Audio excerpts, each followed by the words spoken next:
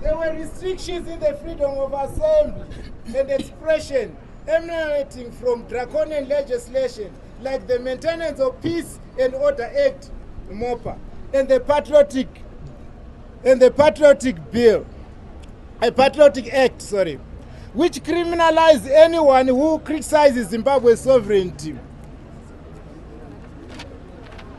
There was restrictive nomination fees that limit participation, like the unprecedented $20,000 US fee for presidential nominees. That's about 400,000 rand. All our candidates were requested to pay that, which is almost 500,000 rand, in order to participate in the election. There was evidence of lack of judicial independence. There was deployment of the Forever Associate Zimbabwe, a front for Zimbabwean state intelligence throughout the country. That's compromising the vote. There were problems of party-state conflation. There was biased coverage by the state media, which contributed to the resolution of Zimbabwe's governance problem. It is in South Africa's interest to see a thriving and stable Zimbabwe. A comatose Zimbabwean economy will continue to cause the influx of legal and illegal immigrants into this country, into South Africa. A situation that is fueling xenophobic harassment and violence against Zimbabweans. In 2018, South Africa was the first to congratulate ZANU-PF despite the fraudulent election result. In 2023, President Ramaphosa is one of the only 3 heads of states who attended the inauguration of President Mnangagwa after another fraudulent election.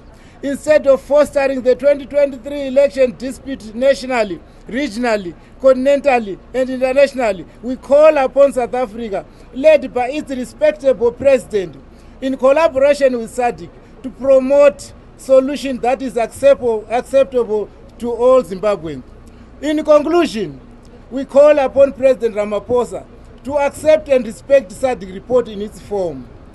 ZEC announcement on election results is a disputed report which cannot alter via the SADC settlement report. Please don't rig the report. Number 2, President Ramaphosa should not cushion or shield the ZANU-PF President Emmerson Mnangagwa from dictatorship by delaying SADC summit on Zimbabwe disputed election. Number 3, we demand free and fair elections under a new environment in Zimbabwe.